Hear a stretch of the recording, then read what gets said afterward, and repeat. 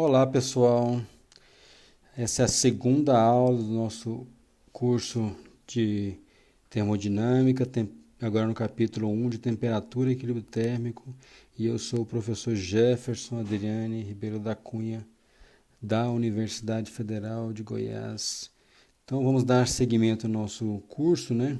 A segunda aula, o que temos para esse momento? Então, vamos começar com as escalas de temperatura. Vamos falar um pouco sobre escalas de temperatura, o termômetro de gás a volume constante. Vamos detalhar um pouco sobre como é que funciona o termômetro de gás a volume constante. E depois vamos falar sobre dilatação superficial, linear, superficial e volumétrica dos materiais, certo?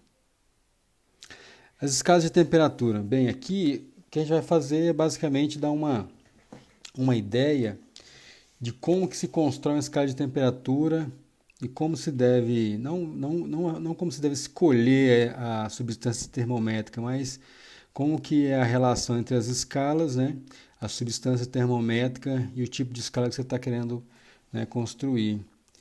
Bem, vamos analisar dois experimentos. Experimento 1, que eu passo a descrever agora, é da forma como está desenhada aí. Você imaginem o seguinte, eu tenho então uma barra, né, uma barra metálica, e aí o que eu faço com essa barra essa barra primeiramente, né, ela tem um determinado tamanho, né, tem um tamanho L, nesse caso aqui eu estou escrevendo L', tem um tamanho L', e essa barra tem uma temperatura T. Então a barra ali, né, comprimento e temperatura. Ela tem uma temperatura porque a gente tem uma sensação térmica associada ao toque ali, né? Eu não estou falando ainda de qual termômetro estou usando para fazer isso, né? Por enquanto a gente está só fazendo uma experiência. E aí o que eu faço? Eu vou aquecer essa barra. Vou pegar a minha barra e fazer né, procedimento ali onde eu vou aquecer a barra. Posso colocar no sol, posso colocar numa chama, né? De alguma maneira eu vou aquecer essa barra. E aí a gente vai ter uma situação posterior a esse aquecimento que a barra vai ficar um pouco mais comprida, né? Obviamente que eu estou exagerando aqui nesse experimento, né? Colocando a barra bem maior do que essa barra aqui, ela está bem maior do que a anterior, né? Mas é simplesmente para a gente entender que existe uma relação agora entre esse tamanho da barra, esse novo tamanho da barra e a nova temperatura da barra, né? Então tem essas duas variáveis aí, temperatura e comprimento da barra, se relacionam porque também eu pego na barra, aqueceu, obviamente, né? Coloquei no sol, coloquei numa chama, a barra aqueceu e eu tenho uma nova sensação térmica e a barra está mais quente, né? Então a gente pode sintetizar esse experimento aí nessa equação, né? Olha só, então tem uma relação aqui entre a temperatura e o comprimento da barra. Beleza? Então a temperatura, para mim, é uma função do comprimento da barra, certo? Eu não sei ainda o conceito de temperatura, né? Eu não sei, nós não estamos definindo uma escala ainda, mas eu percebo nesse experimento que existe uma relação entre as duas, né? Entre a temperatura, da sensação térmica de pegar na barra e o comprimento da barra. Um procedimento experimental. E o nosso experimento 2? O experimento 2 é um experimento bem interessante. Vamos analisá-lo, né? Qual que é a ideia do experimento 2? Imagine você que eu tenho um cilindro, né? Um cilindro ou uma esfera, né? Como vocês podem observar aqui nessa figura. Então eu tenho uma esferazinha aqui, que eu faço um orifício, certo? Aqui também é esfera. Eu faço um orifício nesse negócio aí. E observa a seguinte situação. Eu coloco um gás aqui dentro. Então existe um gás e esse gás está a uma determinada temperatura T, certo? Então eu tenho um gás aqui a uma temperatura T. Pode ser qualquer gás. E esse gás, obviamente, né, ele está a uma determinada pressão P. E esse gás, a gente conecta ele a um tubo em formato de U, né? Tudo isso aqui algo em formato de U. Então toda essa parte aqui, ó, é um tubo em formato de U aberto, né? Aberto para a atmosfera. E esse gás está a uma determinada pressão P. Eu conecto aqui, ó, um líquido. Vou colocar aqui um líquido que vai, né, conter essa pressão, conter esse gás para que ele não saia para a atmosfera. certo? Então aqui eu tenho um líquido aqui de densidade ρ, um líquido de densidade ρ, que segura o gás, né, num equilíbrio hidrostático ali, para que o gás não saia para a atmosfera. Então o que a gente observa é o seguinte, esse gás ele está a uma determinada temperatura T e uma pressão P, beleza? Então a gente tem uma relação entre os dois, uma relação entre a pressão e a temperatura. Por que a gente tem essa relação entre pressão e temperatura? Porque uma vez que o gás está ali dentro, eu posso pôr a mão nele, né? Obviamente que a nossa medida tátil aí não é uma medida razoável, mas é simplesmente para perceber essas mudanças de temperatura. Se eu coloco a mão nesse gás e ele estava simplesmente ali ao ambiente, né, exposto ao ambiente, a gente tem uma sensação de temperatura. E aí, caso esse gás é colocado numa chama, né, a chama mais apropriado, eu vou e ponho a mão sobre o gás e percebo que, obviamente, ele esquentou. E mais, a gente vai perceber que a pressão vai ser elevada por essa equação. Por quê? Porque a gente sabe que a pressão ela se relaciona com a altura dessa coluna do líquido aqui por essa equação. P igual a P0. P0 é a pressão atmosférica, certo? P igual a P0 mais a densidade do líquido ρ vezes G vezes a altura H da coluna de líquido aqui, certo? E em experimentos mais sofisticados é utilizado a coluna de mercúrio. Beleza? Então usa-se um experimento como esse mais sofisticado, a coluna de mercúrio, né? O líquido ali seria o mercúrio. Então a gente vê por essa equação aqui que o nosso gás ele nos permite medir temperatura, por exemplo, de um corpo, né, qualquer, via essas duas equações, via essa equação, né, e via essa relação que eu posso montar. Então eu posso fazer um experimento que é o seguinte, eu pego, por exemplo, uma barra de gelo, conecto, encosto aqui no gás, né, vou pegar uma barra de gelo qualquer, pego uma barra de gelo, certo? Ponho aqui no meu gás, e aí ele vai me dar uma medida da pressão, né? Por meio dessa equação aqui. A altura vai mudar, a altura da coluna do mercúrio vai mudar. E aí eu tenho uma medida da pressão e consigo obter, né, a relação entre essa pressão e a temperatura daquele objeto. E a temperatura do gás, na verdade, né? Que o gás termalizou com a barra de gelo.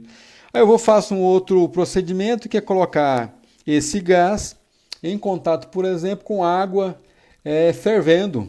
Coloco lá, né, numa chaleira com água fervendo e vou obter outra medida da pressão, né? Vou obter outra medida da pressão desse gás via essa equação, né? Vou obter outra medida dessa pressão aí.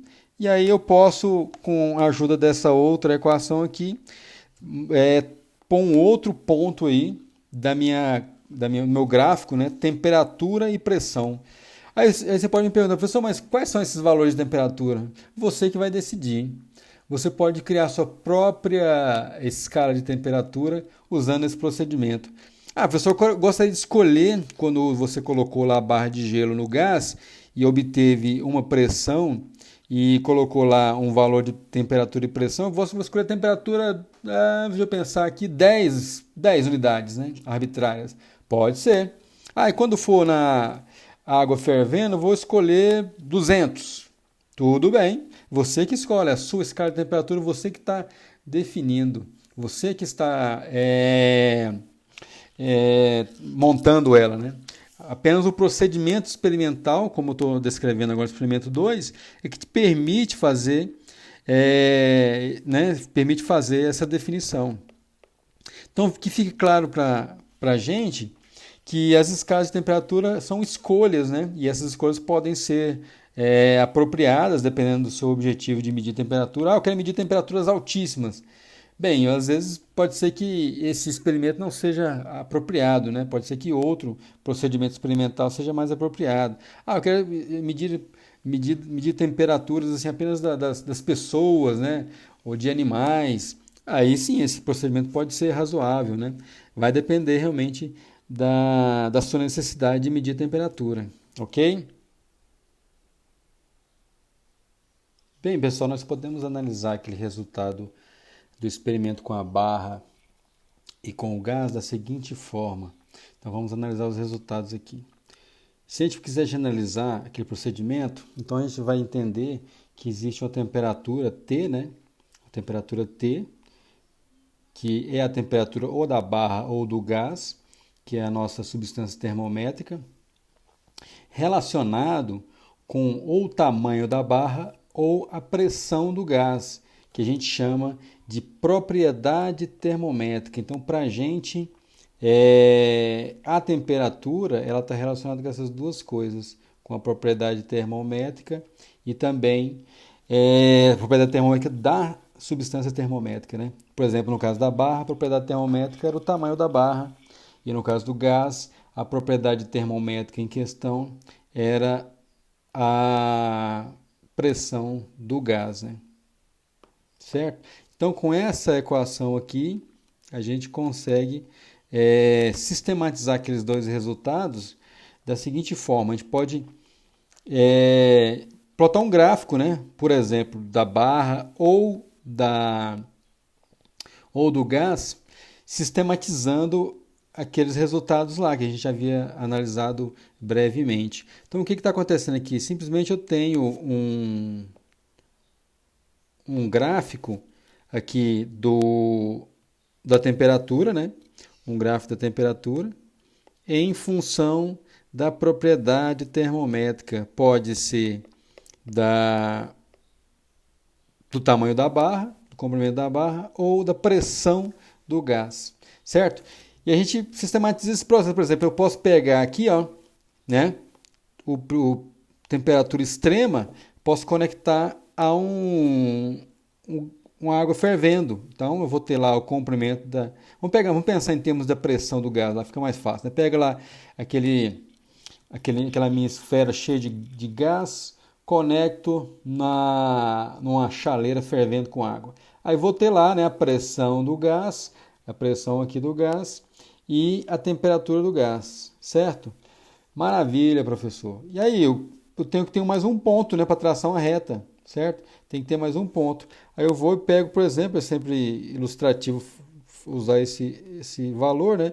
Pego lá um gelo, né? Conecto com o meu gás e tenho aqui a pressão do gás. E aí eu tenho um novo valor da temperatura desse gás conectado a essa barra de gelo. Perfeito? E aí eu posso organizar os meus resultados da seguinte forma. Vou poder desenhar aqui, ó, de maneira mais ilustrativa, exatamente essa figura. O que eu tenho aqui, né? Eu tenho um triângulo retângulo que me relaciona, né, os valores extremos da pressão superior, perdão, da temperatura superior com a pressão superior e da temperatura inferior com a pressão inferior. Ah, mas eu não quero esses valores extremos somente, eu quero utilizar esses valores aí para calcular um outro valor intermediário. Eu quero calcular esse valor intermediário aqui, ó, que é o valor de uma temperatura que eu não sei, a temperatura do corpo de uma pessoa, a temperatura do corpo de um animal, né?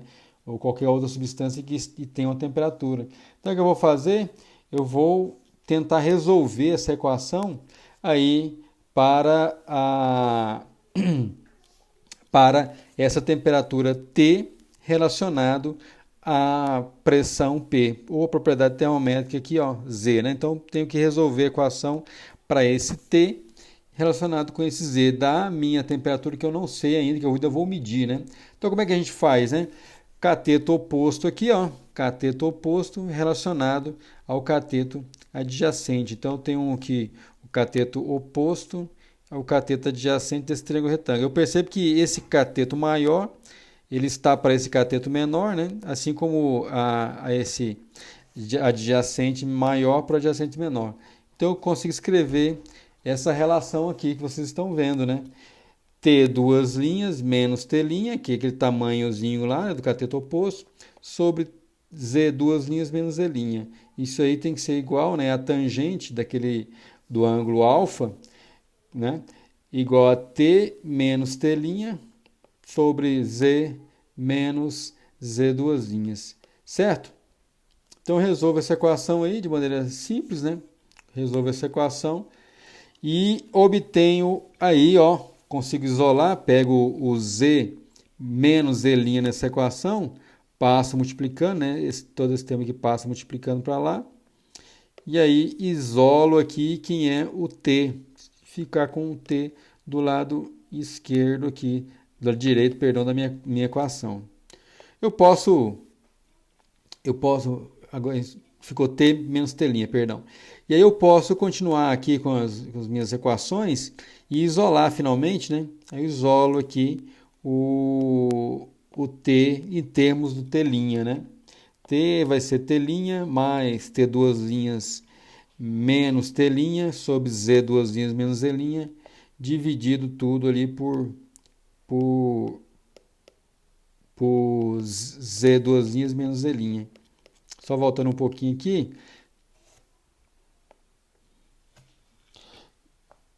E aí o que eu posso fazer? Eu posso escrever essa equação aí em termos apenas de Z.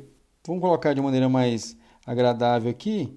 Eu posso escrever esse termo aí, a temperatura T, né, em termos de T', de uma maneira mais agradável, que é a seguinte, olha só.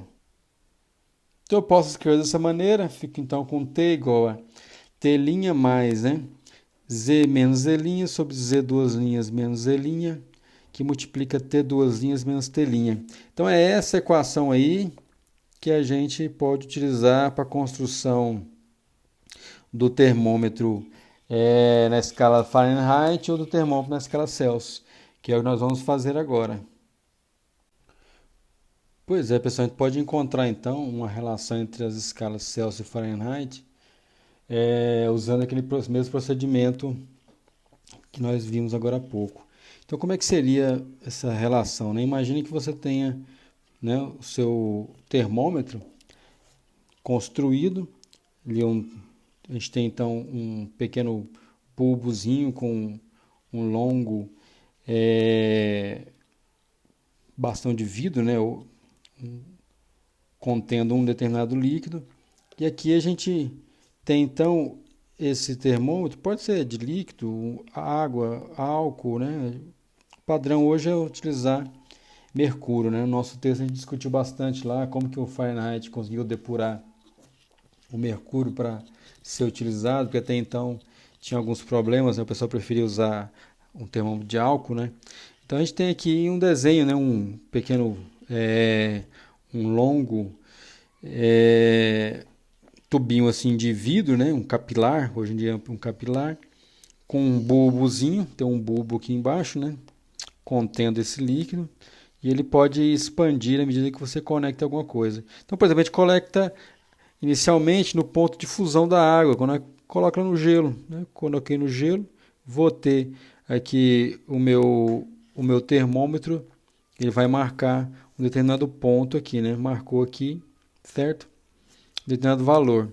E aí o Celsius escolhe um determinado número para atribuir a esse nível do líquido ao ponto de fusão da água, e o Fahrenheit escolhe outro, certo? Escolhe um valor e escolhe outro. E depois a gente pode conectar esse nosso termômetro no ponto de ebulição da água, certo? Então eu pego lá a água em ponto de ebulição, conecto. E aí a experiência nossa mostra que o valor aqui, né, do nível do líquido vai subir, né? Não é de se esperar que ele desça, isso não ocorre experimentalmente. Perfeito? E aí a gente tem essas marcações. No caso do Fahrenheit, ele escolhe o 32 para o nível mais baixo, né? E o 212 para o nível mais elevado.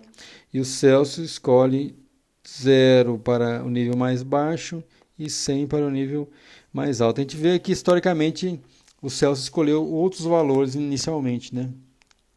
Depois ele escolheu os valores invertidos, né? Mas aconselhado por um fabricante de equipamentos, ele resolveu mudar isso aí.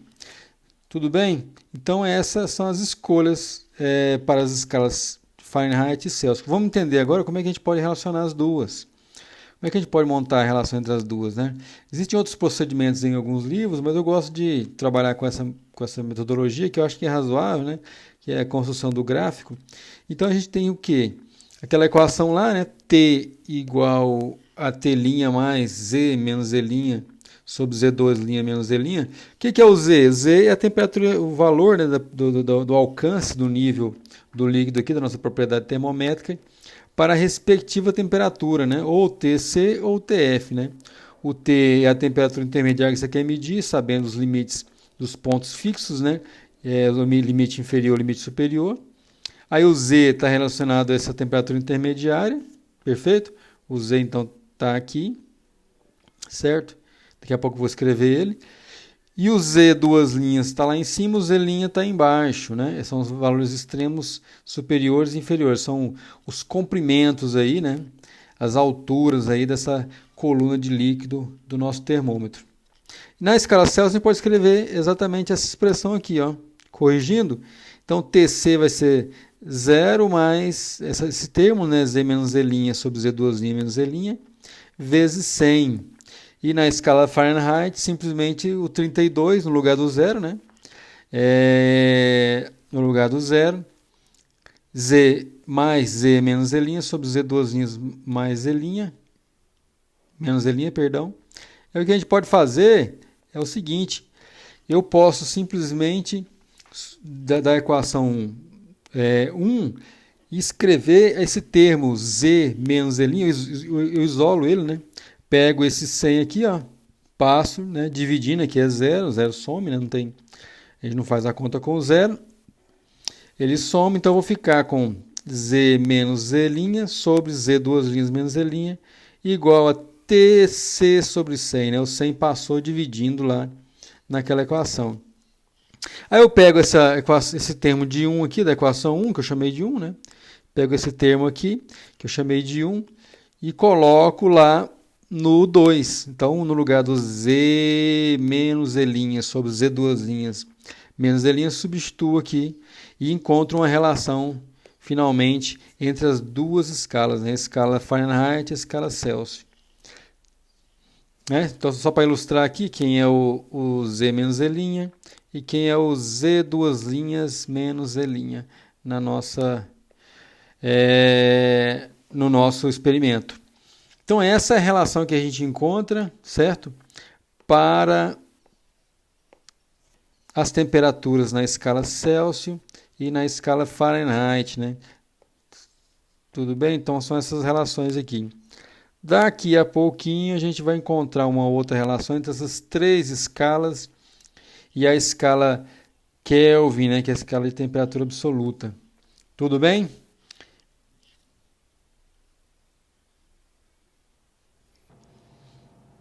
Bem, gente, termômetro de gás a volume constante e a escala Kelvin de temperatura.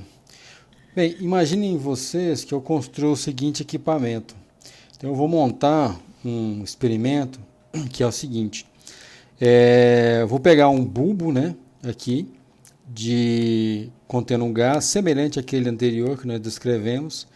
E esse bulbo nós vamos conectar num procedimento aqui que se chama de termômetro de gás a volume constante, como está nesse desenho. Por que ele é volume constante? A gente tem um reservatório aqui embaixo, deixa eu colocar aqui para vocês, um reservatório que sempre mantém, esse reservatório aqui, sempre vai manter para a gente o volume do gás interno sempre constante. Então aqui, esse lado aqui a gente tem o gás, certo? O gás está aqui, perfeito? E esse gás, ele entra em contato com um outro corpo de temperatura T, esse corpo aqui, né? Nesse caso aí um tanque com um líquido, perfeito? Ele entrou em contato e termaliza, tem uma pressão associada a ele, né? Tem uma pressão do gás e tem uma temperatura do conjunto gás, né? E esse corpo de temperatura T, perfeito? Então, esse é o esquema montado. Então, esse reservatório aqui, uma vez que o nosso gás entrou em contato com um outro corpo, esse reservatório a gente pode elevar a altura dele, né, para que o nível do volume aqui, o volume do gás, todo esse volume aqui do gás ele permaneça constante, né? Não se altere.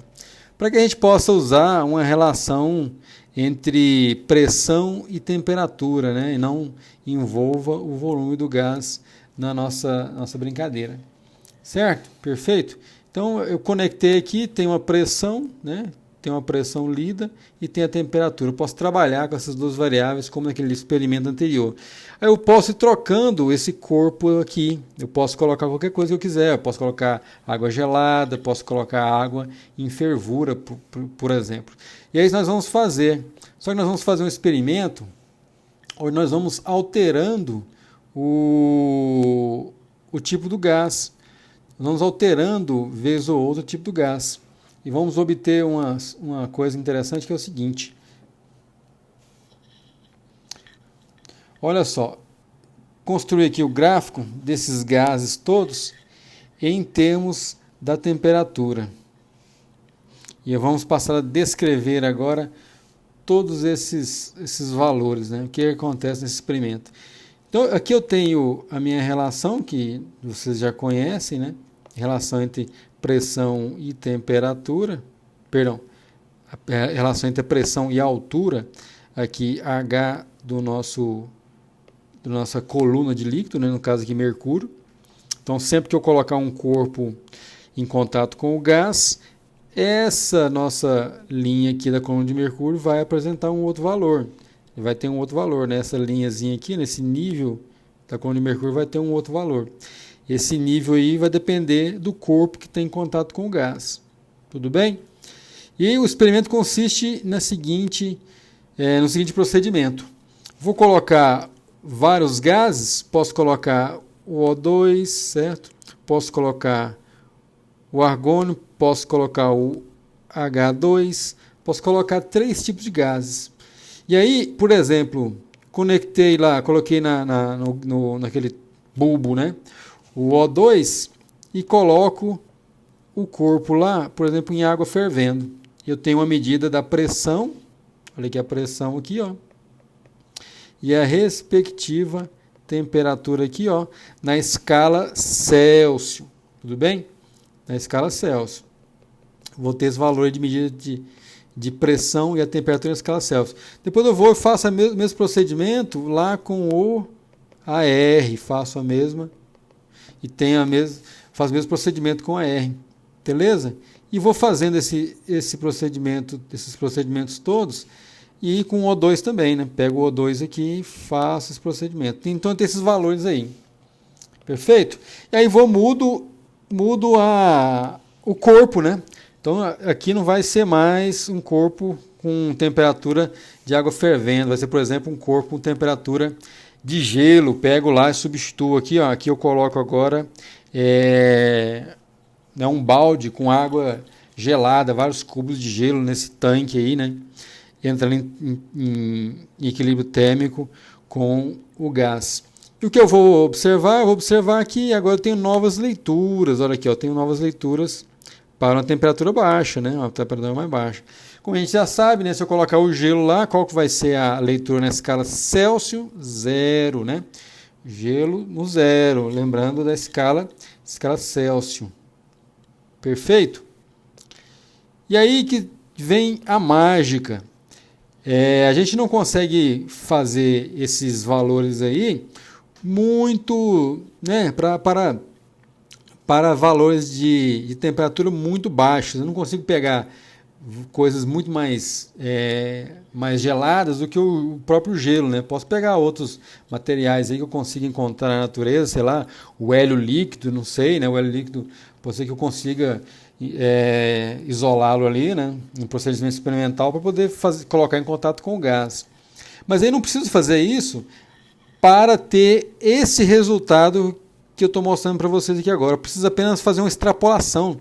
Eu pego essas curvas, ó, e vou extrapolando elas, né, até aquele valor lá. Vou extrapolando esses valores aqui dos pontos que eu já tenho, né, dos gases. Vou extrapolando eles e tenho lá o valor extrapolado para o quê? Para quando a pressão tende a 0. Então percebo que sempre que eu abaixo a temperatura, a pressão, ó, vai para zero. Perfeito? A pressão vai para zero. E surpreendentemente, esses valores de temperatura extrapolados são o quê? 273,15 graus Celsius para qualquer gás que eu considerar, seja, né, o gás O2, o AR ou o H2, certo? Qualquer gás que eu pegar vai dar esse valor aí. Olha que interessante. Então, isso me permite escrever uma relação que eu vou chamar de escala Kelvin. Essa é a escala Kelvin. Certo? Aqui, por exemplo, no menos 273,15, eu posso associar o valor zero na escala o quê? Na escala Kelvin de temperatura. Então a escala Kelvin relaciona-se com a escala Celsius por esse experimento. Eu consegui encontrar essa relação entre as duas escalas exatamente desse jeito aí. Então, para quando eu substituir aqui em TC, né? Em TC menos 273,15, eu vou somar aqui com 273,15 para dar o quê? Para dar zero na escala Kelvin. Perfeito? Então essa é a relação que a gente obtém dessas duas escalas nesse experimento. É ilustrativo perceber que a escala Kelvin ela é uma escala que independe, vocês podem observar aí, ela independe da substância termométrica. Então, qualquer gás que eu pegar, qualquer gás que eu considerar, a gente vai ter o mesmo valor da temperatura extrapolada. Perfeito? Pois é, pessoal, uma vez que a gente entendeu como é que surge a definição da escala Kelvin de temperatura, a gente pode discutir um pouco a respeito do procedimento de se medir temperatura usando a escala Kelvin. Como é que seria? Seria exatamente com uma célula de ponto triplo d'água. Vamos entender como é que é essa história da célula de ponto triplo. Então aqui eu tenho um desenho de uma célula de ponto triplo, certo? Uma célula que coexiste gelo, água e vapor. A célula de ponto triplo da água. Então aqui eu tenho um bulbo, daquele meu termômetro, né? Que está aqui em contato com a célula de ponto triplo, certo? Então aqui tem aquele bulbo lá do termômetro, está aqui em contato com a célula de ponto triplo. E o que acontece aqui é que esse bulbo, né, como no termômetro anterior, então esse camarada aqui está aqui para medir indiretamente a temperatura da minha célula aqui de ponto triplo. Então o que está acontecendo? Tem uma célula que existe em cubos de gelo, são pedacinhos de gelo aqui, certo? Gelo, água, né? A água aqui, toda essa parte aqui é água, e vapor de água que está, né? Vapor de líquido que está aqui em cima. Então a célula de ponto triplo coexiste gelo, água e vapor. E o meu termômetro está aqui em contato com essa célula. E o que ocorre aí é que a gente tem a medida da pressão, né, do gás nesse recipiente. Então eu conecto aqui o meu bulbo e tem um valor da pressão do ponto triplo. Beleza? E o que nós vamos fazer nesse procedimento é o seguinte. Então aqui coexiste vapor, né, de água e gelo. O que vai acontecer? A gente vai traçar um gráfico na escala Kelvin da temperatura em função da pressão. Como a escala Kelvin coincide lá, né, o zero de pressão, que é o zero de pressão, com o zero de temperatura, fica fácil a gente plotar um gráfico, né, com 0, 0. Aí eu preciso apenas de mais um ponto para poder ter uma medida de temperatura em termos da pressão que eu obtenho naquela célula, no nosso termômetro de gás a volume constante. Então o que ocorre é que a gente define, uma vez obtido esse valor de pressão, a gente define o valor da temperatura. Perfeito? Então para essa curva aí, a gente precisa apenas de uma equação do tipo T igual a constante vezes a pressão. Só isso que eu preciso, nada mais. Perfeito? Para obter uma curva. Eu não preciso mais de dois pontos, porque eu tenho um ponto que coincide com zero, né? Aí basta mais um ponto, maravilha, minha felicidade está feita, né? Agora eu posso medir minhas temperaturas. Então eu vou definir o valor desse ponto triplo como 273,16. 273,16 é o valor da temperatura em Kelvin, né? Quando eu coloco o bulbo, esse termômetro de gás a volume constante, em contato com a célula de ponto triplo. Perfeito? Então a gente define esse valor aí. E a pressão, né? A pressão também a gente define para esse procedimento, né? A pressão a gente mede e depois trabalha com ela. Mas o que vai acontecer? Então a gente pode fazer uma brincadeira que é assim, olha só. Eu considero a célula de ponto triplo aqui nessa equação, né? Então T3, a temperatura da célula de ponto triplo, 273,16, igual a C vezes a pressão de ponto triplo. Perfeito? E aí eu vou conecto agora no bulbo outro corpo, um corpo qualquer, ao qual eu quero medir a temperatura. Então eu vou querer medir a temperatura T desse corpo qualquer, associado a uma pressão, né, do termômetro de gás volume constante P. Perfeito? Aí então, como eu tenho essa temperatura definida e a pressão P3 é medida, então fica fácil agora a gente encontrar essa temperatura também medindo o quê? Medindo essa pressão. Então vamos caminhando aqui. O que eu faço então? Resolvo a equação 1 e a equação 2. Pego a equação 1, né? Resolvo ela em termos da 2. Mas divido uma pela outra, né? Divido aqui a equação 1 a 2 pela 1. Divido as duas equações e obtenho esta relação aqui. Obtenho essa relação. E essa relação então é que a gente vai medir a temperatura do nosso corpo, que a gente não conhece. Um corpo qualquer. Ah, pode ser o meu corpo, professor? Pode ser o seu corpo, o corpo de qualquer outra pessoa, né? Então a gente está interessado em medir um corpo agora com base na temperatura definida do ponto triplo, 273,16, e também observando a medida respectiva de pressão no ponto triplo P3. Então eu coloquei lá a minha célula de ponto triplo em contato com o bulbo, né? Medi a pressão P3 e defini 273,16 essa temperatura na escala Kelvin. Aí a gente conecta esse bulbo agora no outro corpo e vai obter quem? Vai obter essa pressão. Obtendo essa pressão, faço essas contas todas aqui e obtenho, né, nesse conjunto aí a temperatura daquele corpo. Perfeito? E aí a gente pode usar um procedimento que é o seguinte, um procedimento experimental, para ter um valor bem bacana dessa temperatura, um valor que não vai depender da massa do gás em questão, né? Que a gente havia discutido que os termômetros eles carecem muito dessa dificuldade da dependência da substância termométrica, né? Vamos ver agora que nesse procedimento não existe mais essa dependência. Imagine você que eu tenha no gás agora uma massa M1. O gás tem massa, né? Então eu considero uma massa M1. Não importa qual massa que seja. Então essa aqui é uma massa que a gente parte dela para fazer essa conta. Então eu faço a conta. 273,16 vezes o P1. Quem é P1?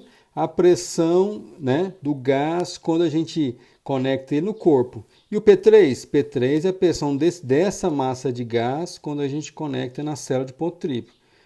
Tudo bem?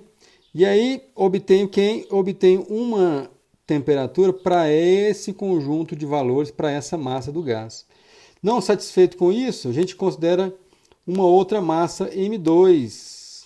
Outra massa M2. Só que com um detalhe. Essa massa M2 ela é menor do que a massa M1, olha só. Então eu vou considerar a massa M2 menor. E eu vou e faço essa conta de novo. Mas professor, qual a diferença dessas duas contas?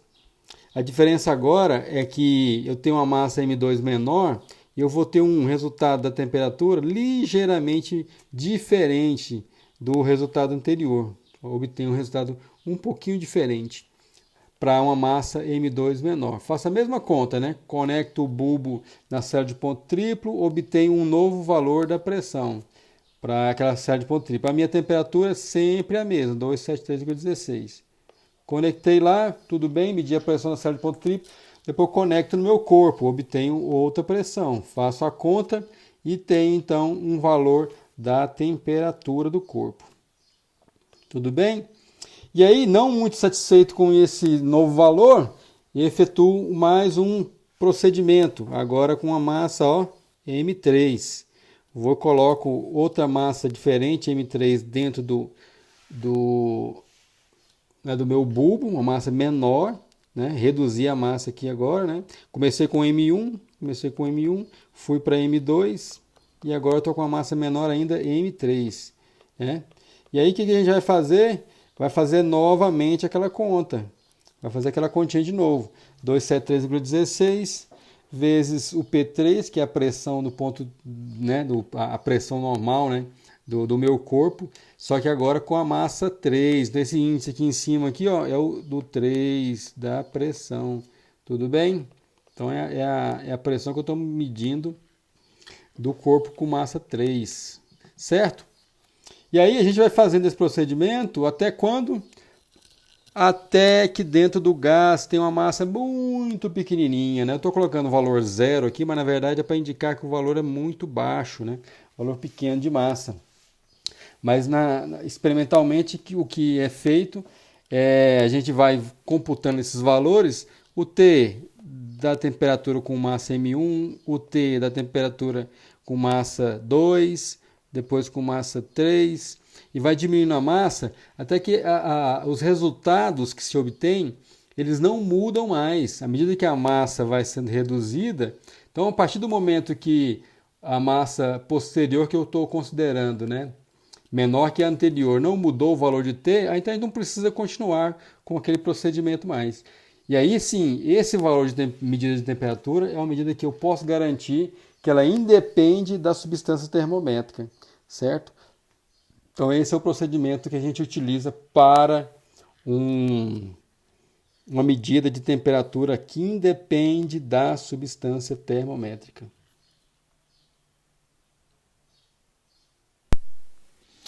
Dilatação térmica linear, superficial e volumétrica. Bem,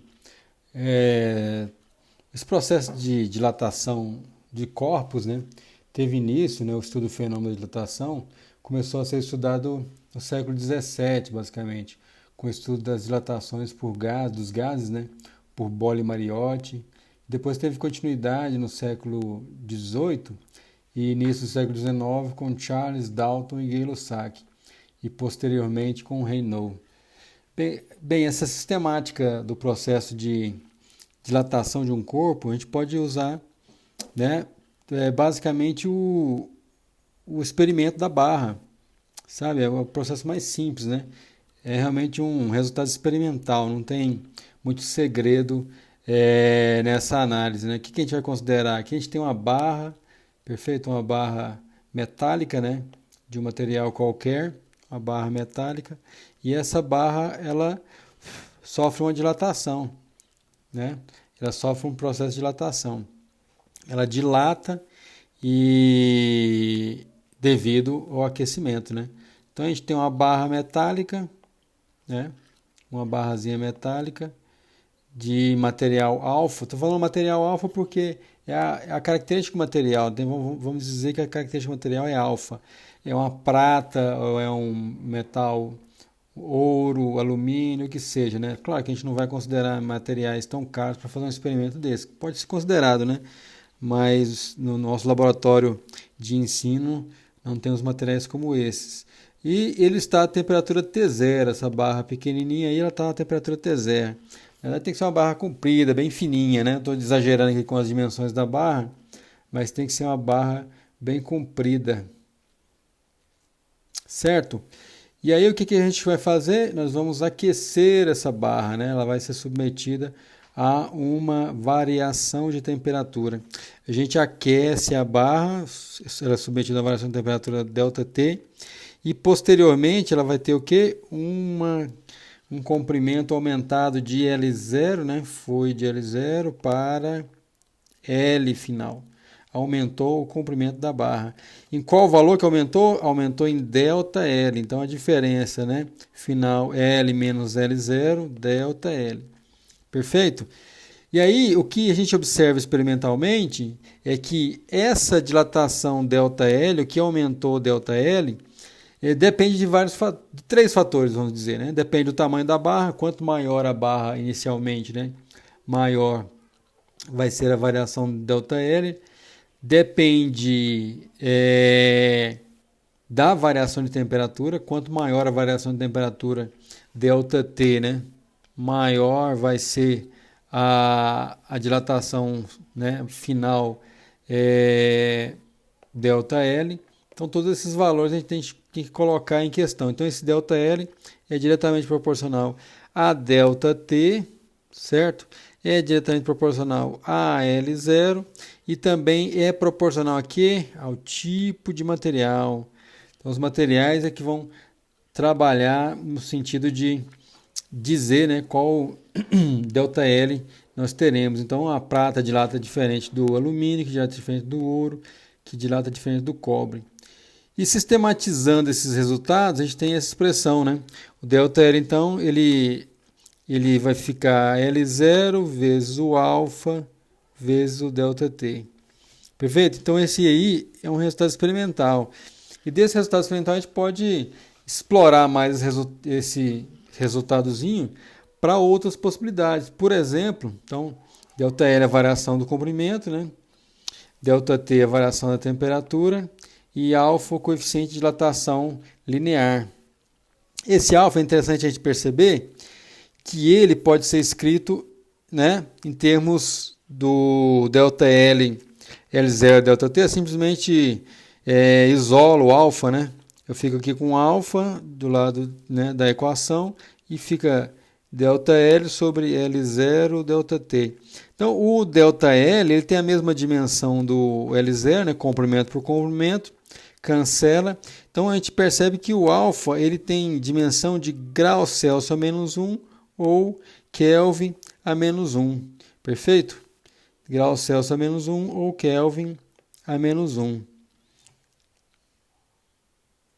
E aí a gente pode expandir esse nosso resultado para o caso da dilatação superficial. Então a gente simplesmente vai usar, né, esse resultado da dilatação linear, pensando que, né, uma área, né, ela é composta por dimensões lineares. Então aqui a gente tem uma dimensão L0 e uma dimensão B0 que se dilatam segundo aquela lei de dilatação linear que nós mostramos agora. E aí, se essa chapa, né, que tem uma área A, ela sofreu uma dilatação, um aquecimento e mudar a sua temperatura ΔT, assim sofreu uma dilatação que vamos chamar de superficial, essa barra vai ter então um tamanho, né, aumentado, né, a sua área vai aumentar, né? Então as suas dimensões todas vão aumentar. Era A0 passa para CA e era B0 passa para CB. Então, esses valores aí é que serão modificados. E aí a gente pode perceber o seguinte, experimentalmente, olha só, coloquei aqui, né, destaque aqui, essa área ΔA, né, que foi acrescida, né, no A0 para dar a área final A, então esse ΔA que aumentou, a gente pode relacionar ele, então essa área final é A0, a gente pode relacionar esse ΔA por essa lei experimental aqui, né? ΔA então é o A0 gama ΔT, certo? Onde esse gama é 2A, 2 alfa. Basicamente isso, 2 alfa é o valor do nosso gama. A gente obtém essa expressão simplesmente escrevendo o A0, né, como sendo, escrevendo o ΔA como sendo A menos o A0, né, o A de área menos o A0. Então eu tenho o ΔA, perfeito? E aí eu vou substituir todos os deltas, vai aparecer delta B, depois vai aparecer delta A. E aí esses deltas aí a gente substitui naquela lei experimental da dilatação linear. Então sempre que aparecer delta B, quando nós fizermos a conta A, né, A diária menos o A0, sempre que aparecer delta B e delta Azinho, a gente vai usar a nossa lei de dilatação linear experimental. E aí a gente vai chegar a esse resultado que eu estou mostrando aqui agora, que é delta A igual a A0 gama delta T. Perfeito? E a gente pode avançar um pouco mais também, né? A gente pode ir para uma dilatação volumétrica. Podemos ir para a dilatação volumétrica. Então aqui eu tenho um cubo, né, que se dilata. Esse cubo tem dimensões A0, B0, C0. Perfeito? A0, né, B0 e C0. Essas dimensões se dilatam, né, segundo a nossa lei anterior aí de dilatação linear. Essas dimensões se dilatam daquela forma, de tal maneira que nós teremos agora esse cubo aqui, ó, né, um volume final, né, V. E aí a gente pode fazer a mesma jogada, né, substituindo, né, V menos V0, né, V menos V0. Tendo um delta V, vai aparecer o delta C, vai aparecer o delta B e vai aparecer o delta A. Então, esses delta C, B e A, a gente vai usar a nossa lei de dilatação linear. E vamos chegar, fazendo isso, fazendo algumas continhas, vamos chegar nesse resultado.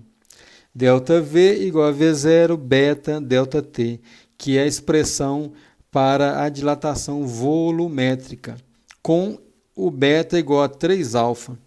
Tanto a demonstração de ΔA igual a 0 gama delta T quanto ΔV igual a V0 beta delta T são propostas de resolução de exercícios, né?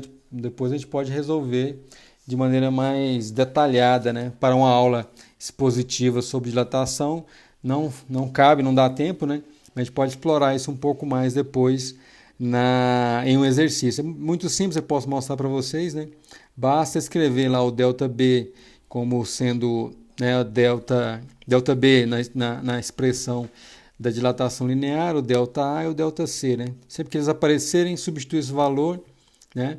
E aí a gente consegue chegar a esses resultados experimentais aí, fazendo essa continha. Então é isso aí, gente.